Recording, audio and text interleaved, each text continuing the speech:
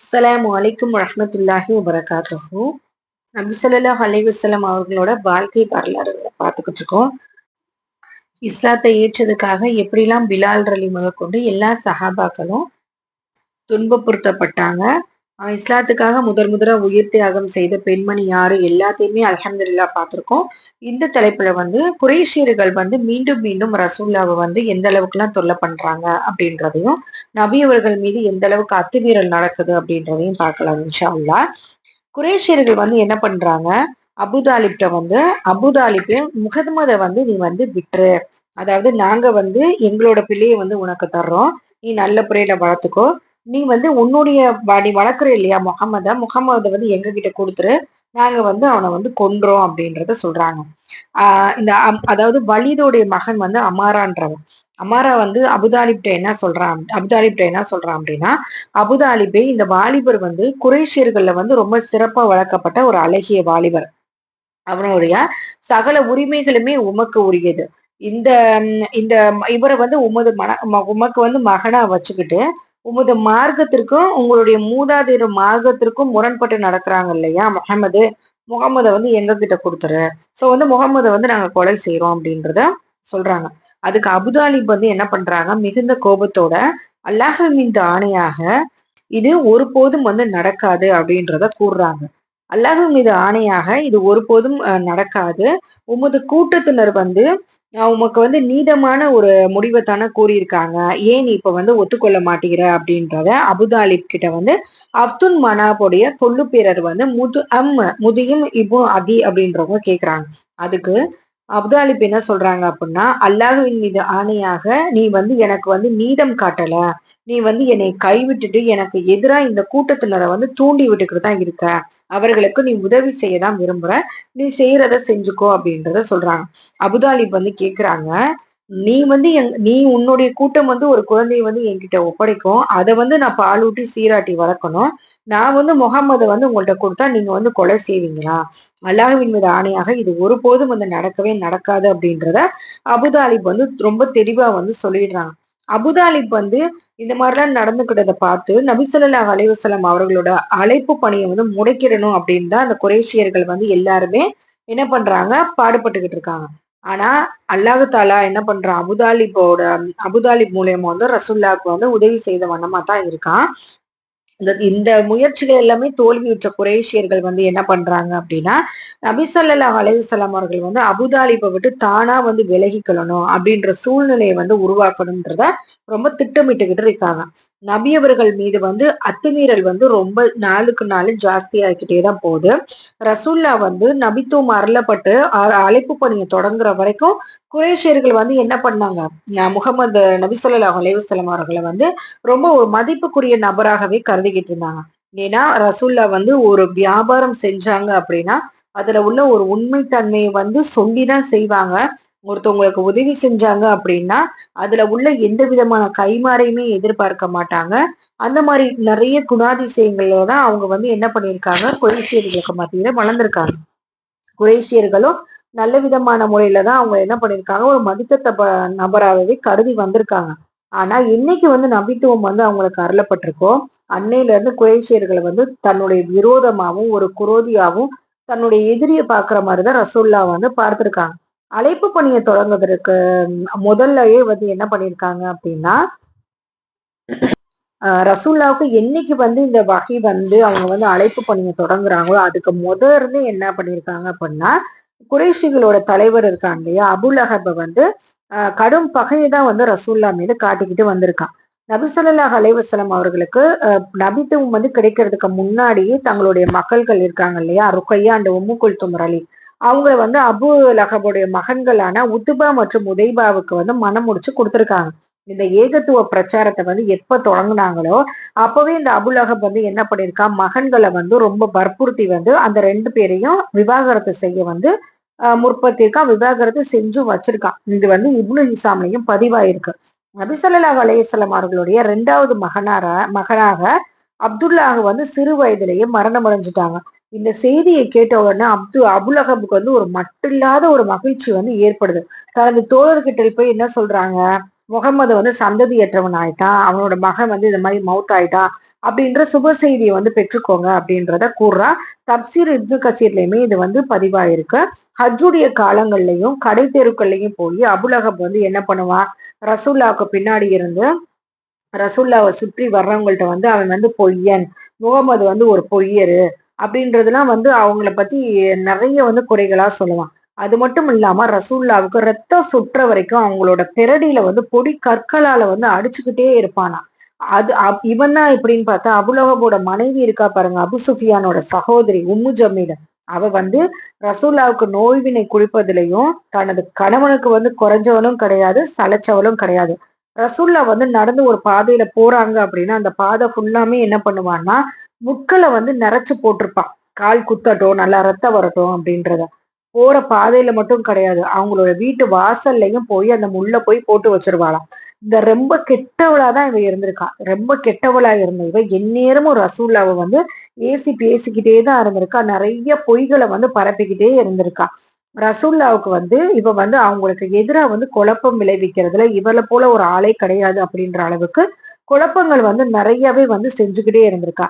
பிரச்சனையை வந்து ஏதாவது ஒரு பிரச்சனை நடந்துச்சு அப்படின்னா அந்த பிரச்சனையில வந்து ரசூல்லாவை பத்தி இன்னும் வந்து அந்த பிரச்சனையை வந்து தீ மூட்டி விட்டுக்கிட்டே தான் இருப்பாளே தவிர அதை வந்து குறைக்கிறதுக்கான ஒரு வகையிலையும் இது பண்ண மாட்டான்.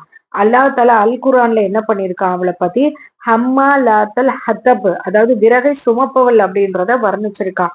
தன்னை பற்றியும் தனது கணவனை பற்றியும் குர்ஆனோட வசனம் இறங்கியதை வந்து இவ வந்து அறிஞ்சுக்கிட்டா. தப்பத்தித அபிலகபி அப்படின்றது என்ன, அதனோட தமிழ் தர்ஜுமா வந்து பாத்தீங்கன்னாலே அபுல்லஹபை பத்தியும் அபுலஹபோட மனைவி உம்மு ஜமீல பத்தியும் அல்லாஹ் தாலா என்ன அழகா வர்ணிச்சிருக்கான், அதாவது எப்படிலாம் அவங்கள வந்து நரகத்துக்கு உண்டானவர்கள்னு வர்ணிச்சிருக்கான் அப்படின்றத தான் அங்க வந்து குரான்ல வந்து வசனமா கொடுத்திருக்கான். இப்படி தன்னை பற்றியும் தனது கணவனை பத்தியும் குரான்ல வந்து வசனம் இறங்குனதை தெரிஞ்ச உடனே ரசூல்லா கிட்ட அவ வந்து வந்திருக்கா. அப்ப நபி ஸல்லல்லாஹு அலைஹி வஸல்லம் அவர்களும் அபூபக்கர் அலியும் தான் காஃபத்துல்லாவிற்கு அருகில வந்து உட்கார்ந்துகிட்டு இருந்திருக்காங்க. அவளோட கையில வந்து வரும்போதே என்ன பண்ணி எடுத்துட்டு ஒரு குளவி கல்லை வந்து எடுத்துட்டு வந்திருக்கான். ரெண்டு பேத்துக்கும் அருகில வந்த உடனேயே அல்லாஹ் தாலா என்ன பண்ணிருக்கான், அபூபக்கரை பார்க்க முடிஞ்ச அவளோட கண்களுக்கு ரசூல்லாவை பார்க்க முடியாதபடி அவங்களோட கண்ணோட பார்வையை வந்து பறிச்சிருக்கான். அபூபக்கரை பார்க்க முடிஞ்ச அவளுக்கு வந்து ரசூல்லாவை வந்து பார்க்க முடியல.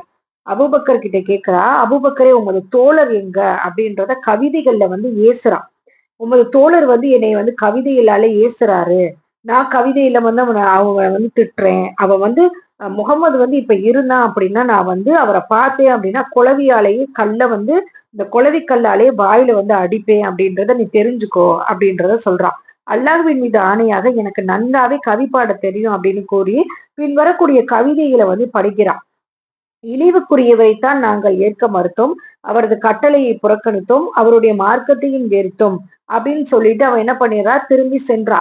அப்ப அபூபக்கர் அலி என்ன பண்றாங்கன்னா, அல்லாஹ்வின் தூதரே, அவள் உங்களை பார்த்ததை நீங்கள் பார்க்கவில்லையா அப்படின்றத ரசூல்லாட்ட கேக்குறாங்க. அவள் என்னை பார்க்கவில்லை, அல்லாஹ் என்னை பார்க்க முடியாமல் அவளது பார்வையை மறைத்து விட்டான் அப்படின்றத ரசூல்லா ஸல்லல்லாஹு அலைஹி வஸல்லம் அவர்கள் வந்து கூறியிருக்காங்க. இப்னு ஹிஷாம்ன்ற நூல்லையும் இது பதிவாயிருக்கு. இச்சம்பவத்தை பற்றி முஸ்னத் பஜார் என்ற நூல்ல வந்து இன்னொரு அறிவிப்பு வந்து என்ன வருது அப்படின்னா, அவள் அபூபக்கர்கிட்ட வந்து, அபூபக்கரே உன் தோழர் எங்க, என்னை கவிதையில வந்து திட்டுறாரு அப்படின்றத கேக்குறான். அதற்கு அபூபக்கர் வந்து என்ன சொல்றாங்க அப்படின்னா, இந்த வீட்டின் இறைவன் மீது சத்தியமாக, அதாவது கஃபத்துல்லாவோட இறைவன் மீது சத்தியமாக அவருக்கு கவிதை பாட தெரியாது அப்படின்றத கூறுறாங்க. அப்ப அவ என்ன பண்றா, உம்மு ஜமீல் வந்து, ஆம் நீங்கள் சரியாத்தான் கூறுறீங்க அப்படின்றத சொல்லிட்டு அவ அந்த இடத்த விட்டு புறப்பட்டு சென்றா அப்படின்றதையும் கூறுறாங்க. நபி ஸல்லல்லாஹு அலைஹி வஸல்லம் அவர்களோட தந்தையின் சகோதரனாகவும் நபி ஸல்லல்லாஹு அலைஹி வஸல்லம் அவர்களோட அண்டை வீட்டுக்காரராகவும் இருந்த அபுலஹபும் வந்து என்ன பண்ணிருக்காங்க, இந்த மாதிரிதான் செஞ்சுக்கிட்டு இருந்திருக்காங்க. ரசூல்லாவுக்கு எந்த அளவுக்கு வந்து தொல்லை தர முடியுமோ அந்த அளவுக்கு வந்து தொல்லை தர்றது, அவங்கள ரத்தம் சொட்டுற அளவுக்கு அடிக்கிறது, அந்த மாதிரியே தான் எல்லா வேலையுமே எவ்வளவுக்கு எவ்வளவு நோய்வினை கொடுக்க முடியுமோ அந்த அளவுக்கு வந்து நோய்வினை கொடுத்துக்கிட்டே தான் இருந்திருக்காங்க. இப்னு ஹிஷாம் ரஹ்மத்துல்லா என்ன கூறுறாங்க அப்படின்னா, நபி ஸல்லல்லாஹு அலைஹி வஸல்லம் வந்து வீட்டுல இருக்கும்போது அவங்களோட அண்டை வீட்டார்கள் இருக்காங்க இல்லையா, அபுல் அஹப், ஹக்கம் இப்னு அபுல் ஆஸ் இப்னு உமையா, உக்குபா இப்னு அதி இப்னு இந்த மாதிரிலாம் இவங்க எல்லாம் இருக்கும் போது நபி ஸல்லல்லாஹு அலைஹி வஸல்லம் இவங்க எல்லாருமே பாருங்களேன், எல்லாருமே வந்து ரசூல்லாவுக்கு அண்டை வீட்டுக்காரங்களா தான் இருந்திருக்காங்க. அப்ப எவ்வளவு நோவினை வந்து கொடுத்திருப்பாங்க, எவ்வளவு நோவினை கொடுத்திருக்காங்க. இது எல்லாமே என்ன, அல்லாஹ் தாலா வந்து அவங்களுக்கு எந்த அளவுக்கு வந்து இவங்க எல்லாம் நோவினை கொடுத்திருக்காங்களோ அந்த அளவுக்கு இவங்க எல்லாருமே என்னது நரகத்திற்கு உரியவர்கள் தான் அப்படின்றதுதான் உண்மை. இப்ப இந்த இதுல வந்து இந்த அண்டை வீட்டுக்காரர்களா இருந்த ஹக்கம் இப்னு அபு அல்லாஸ் அப்படின்றவர் மட்டும் இஸ்லாத்தை ஏற்றுக்கிட்டாங்க.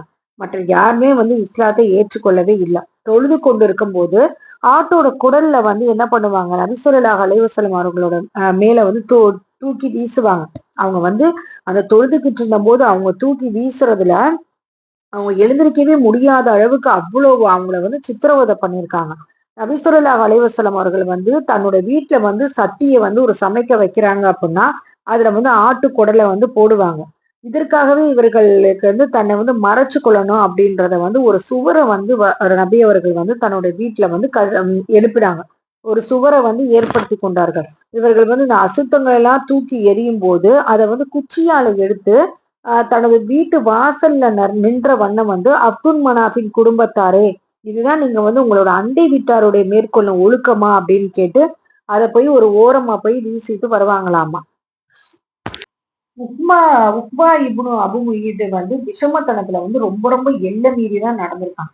இந்த சம்பவத்தை பத்தி மசூத் அலி அல்லாஹ் இப்னு மசூத் அலி அல்லாஹ் அவங்க என்ன அறிவிக்கிறாங்க அப்படின்னா, நபி ஸல்லல்லாஹு அலைஹி வஸல்லம் வந்து காபாவுக்கு அருகில வந்து தொழுதுகிட்டு இருந்திருக்காங்க. அபூஜஹலும் அவனது கூட்டாளிகளை வந்து அங்க குழுமி இருந்திருக்காங்க. அங்க வந்து தங்களுக்குள்ள நம்மள ஒருவர் வந்து இந்த குடும்பத்தாருடைய ஒட்டகங்கள் வந்து அறுக்கமுடங்களுக்கு செல்லுங்க, அங்க இருந்து அந்த குடலையும் குடலோட கழிவுகளையும் எடுத்துட்டு வாங்க. முகமது வந்து சுஜூது போனதுக்கு அப்புறம் முகமதோட முதுகுல வந்து இதை வைக்கணும், அதை யாரு செய்யறது அப்படின்னு கேட்டிருக்காங்க. அந்த கூட்டத்திலேயே ரொம்ப திமிரு கொண்டது யாரு, உக்குபா வந்து எழுந்து சென்று அந்த குடலை எடுத்து போய் ரசூல்லா சுஜூது செஞ்சுட்டு இருக்கும் போது அவங்களோட 2 புஜங்கள் இருக்கு இல்லையா, அந்த புஜங்களோட இடையில அந்த முதுகின் மீத போய் வச்சுட்டான். இத வந்து பார்த்து கொண்டிருக்க என்னால வந்து எதுவுமே செய்ய முடியல. அதை தடுக்கக்கூடிய சக்தி வந்து எனக்கு இருந்திருக்க வேண்டுமே அப்படின்னு அப்படின்னு நினைக்கிறாங்க. இவங்க இந்த மாதிரி எல்லாம் நடந்ததை செஞ்சதை வந்து தங்களுக்குள்ள என்ன அது ரொம்ப பெரிய ஏதோ ஒரு விஷயம் சாதிச்ச மாதிரியும் ரொம்ப மமதையாகவும் ஏளனமாகவும் ஒருத்தருக்கு மீது ஒருத்தர் வந்து சார்ந்து சார்ந்து வந்து இந்த குறைஷியர்கள்லாம் சிரிக்கிறாங்க. நபி ஸல்லல்லாஹு அலைஹி வஸல்லம் என்ன பண்றாங்க, தலையை உயர்த்த முடியாதபடி சுஜூதிலேயே இருந்திருக்காங்க. அங்க வந்து பாத்திமா ரலி தான் அதை அகற்றிய போது நபி ஸல்லல்லாஹு அலைஹி வஸல்லம் அவர்கள் வந்து அவங்களோட தலையை வந்து தூக்கினாங்க. பிறகு அல்லாஹ்வே இந்த குறைஷிகளை தண்டிப்பாயாக என்று 3 முறை வந்து அவங்க வந்து துவா செஞ்சிருக்காங்க. இது குறைஷிகளுக்கு மிகவும் பாரமாகவே தெரிஞ்சிருக்கு. மக்காவில் செய்யப்படும் பிரார்த்தனை வந்து அங்க அங்கீகரிக்கப்படும் அப்படின்றத முழுமையாகவே இந்த குறைஷிகள் வந்து என்ன பண்ணிட்டு இருந்திருக்காங்க, நம்புறாங்க. அப்புறம் பெயர் கூறி குறிப்பிட்டு அல்லாஹ்வே அபூஜஹலை தண்டிப்பாயாக, உக்பா இப்னு ரபி ஆகியையும் ஷைபா இப்னு ரபி ஆகியையும் வலீது இப்னு உக்பாவையும் உமையா இப்னு கலஃபையும் உக்குபா இப்னு அபி ஆபியையும் நீ தண்டிப்பாயாக, 7வது ஒருவரின் பெயரையும் நபி ஸல்லல்லாஹு அலைஹி வஸல்லம் அவர்கள் கூறினார்கள். ஆனால் அது வந்து எனக்கு நினைவில்லை. என் உயிர் எவன் கைவசம் இருக்கின்றதோ அவன் மீது சத்தியமாக ரசூலுல்லாஹி ஸல்லல்லாஹு அலைஹி வஸல்லம் அவர்கள் குறிப்பிட்ட நபர்கள் வந்து அனைவருமே கொல்லப்பட்டு கதரோட கிணற்றுல வந்து தூக்கி எறியப்பட்டதை வந்து நான் பார்த்தேன் அப்படின்றத மசூத் இப்னு மசூத் ரலியல்லாஹு அவங்க வந்து கூறுறத ஸஹீஹுல் புகாரில வந்து பதிவாயிருக்கு. உமையா இப்னு கலப் ரசூலுல்லாஹ் வந்து பார்க்கும் போதெல்லாம் என்ன பண்ணுவான் அப்படின்னா பயங்கரமா ஏசி கொண்டும் மக்கள்கிட்ட போய் ரகசியமா குறை கூறி கொண்டுமே தான் இருப்பான். இததான் இந்த விஷயமாக தான் சூரத் ஹுமாஜாவுல முதல் வசனம் வந்து இறங்கியது. குறை கூறி புறம் பேசி தெரியுதெல்லாம் கேடுதான் அப்படின்னு.